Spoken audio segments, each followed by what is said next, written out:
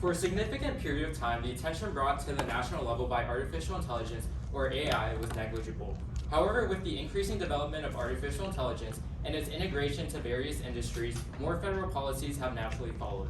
This graph created by AI Index Report depicts the number of AI-related bills in the United States from 2015 to 2021. Starting in 2016, we can see a gradual increase in the number of bills, eventually spiking to 130 in 2021.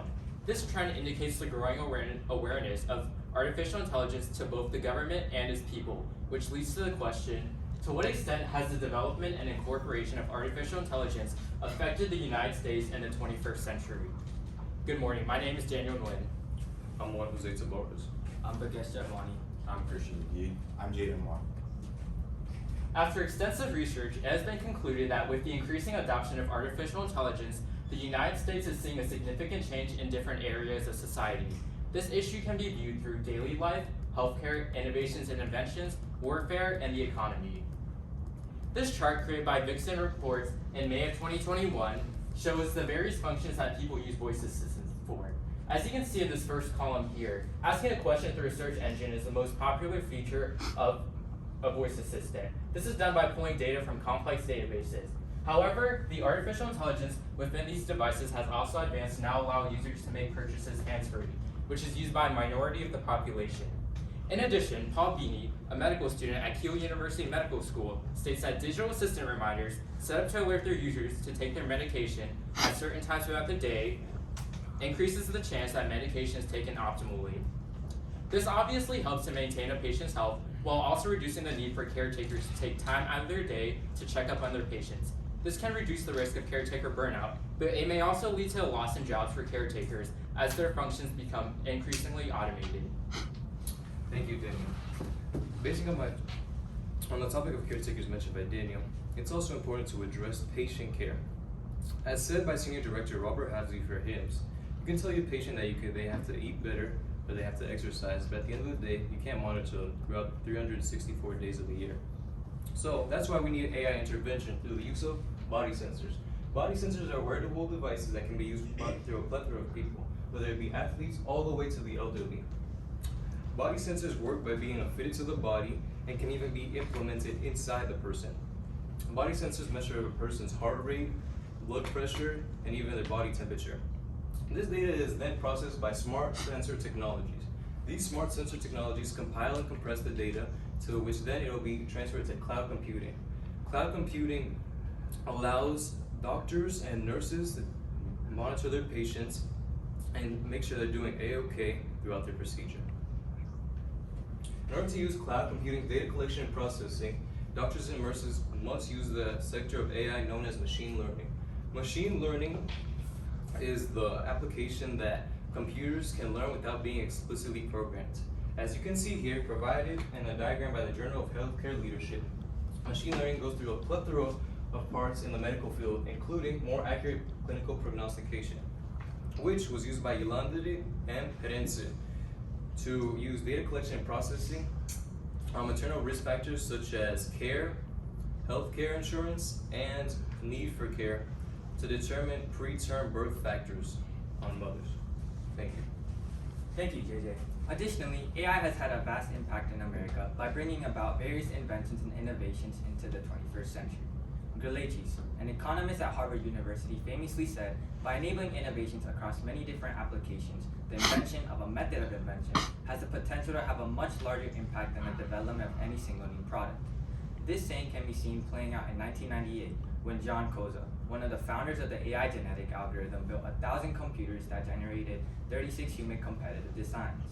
This historic moment brought about a chain in influx in patents, as seen by this graph here. Specifically, this graph shows the patented inventions in the US, which is blue right here, from 1998 to 2017, compared to other developed countries around the world. As conveyed by the graph, it can be seen that in 1998, the amount of patented inventions in the US was around 350, while in 2017, it was a staggering 3,500, 10 times of what it was in 1998. This large-scale increase in the amount of patented inventions can be seen primarily due to the increasing adoption of AI within America. Furthermore, the large-scale increase in the AI use has led to various impacts throughout various different industries in America, which includes my team members' perspectives such as recreational use, healthcare, military defense, and businesses. Thank you, Bhagesh.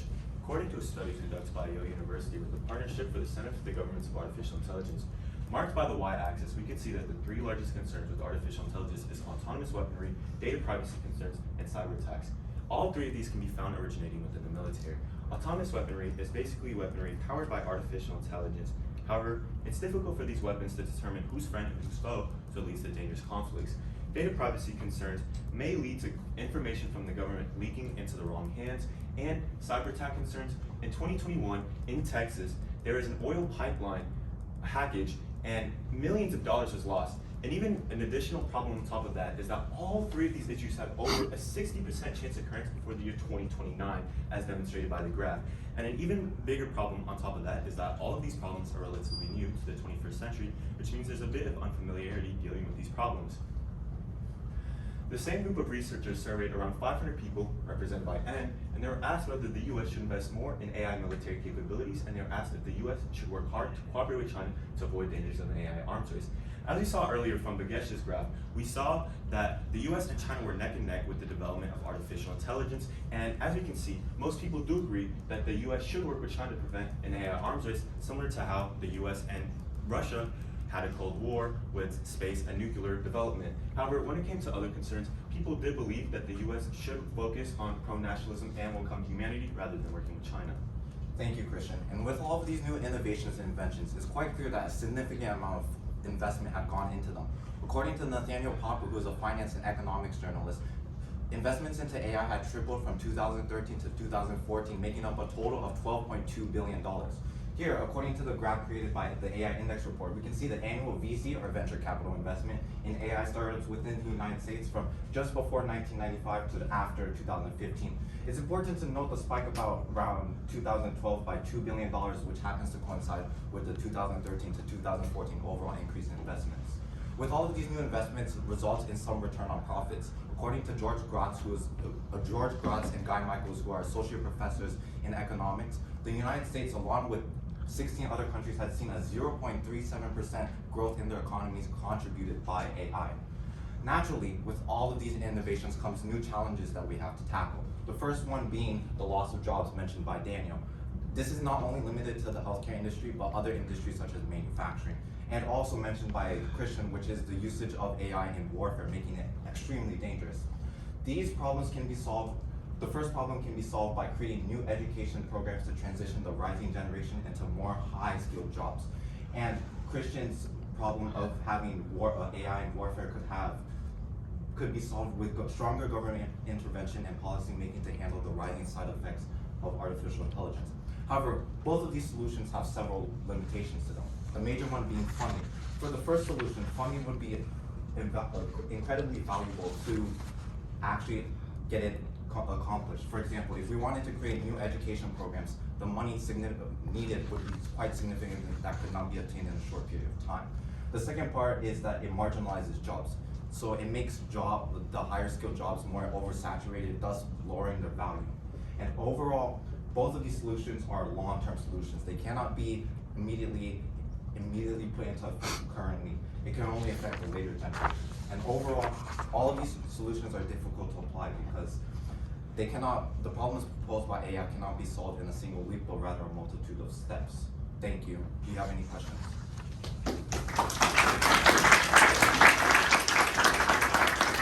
You guys scoot in, if you would.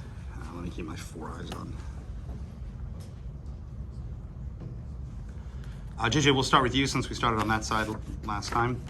JJ, what's an example of a compelling argument from one of your peers' individual reports that you decided not to use in your presentation, and why didn't you do that? Why didn't you use it? So, one of the compelling arguments was skill-based matchmaking with Daniel's perspective.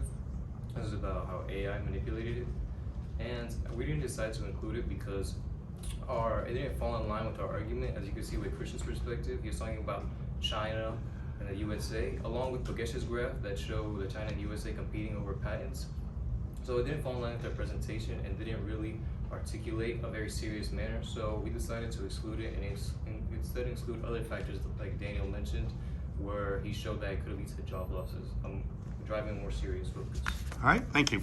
Christian, Reflecting on your colleagues' work, which one had the greatest impact on your understanding of the problem you identified as a group? So, as I saw earlier with Bhagesh, he showed just how much the US and China were above everybody else in the development of artificial intelligence. And it correlates back into what I said about how the US and China are neck and neck with the development and how it can lead to like Cold War and problems such as economic problems. And I just really feel like Bhagesh really ties it all together for me. Okay.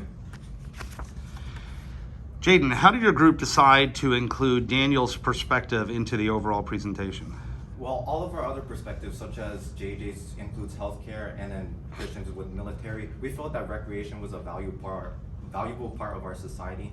And we wanted to look at more than just the numbers as mentioned by Bhagesh with the increasing patents and how I talk about the economy. We felt that Daniel's perspective was able to accurately connect with the audience and show the true impact of artificial intelligence in society. All right, cool. Daniel, give one specific way that your thinking changed as a result of learning JJ's findings. As a result of learning JJ's findings, I understood now that artificial intelligence can be used in the healthcare field to do things, as JJ mentioned in his slides, such as giving people healthcare devices that they can wear to track their health. And this can be helpful when people are away from their doctors and be monitored for their health. And I believe that this is a useful contribution to society that I did not know about before. Okay. And last up, Bhagesh. If you had another team member in your group, so imagine if you had 6 people, what perspective or limitations could they have reached that would have made a useful contribution to your project? So if we had another team member, we would have given them the perspective of AI's impact on education, because rising into the 21st century, we have seen that AI has had a large amount of impacts in the education system with software programs like ChatGPT and DALL-E, producing many types of educational abilities, giving students many abilities that would enable them to have a formal education which they did not have prior to the 21st century.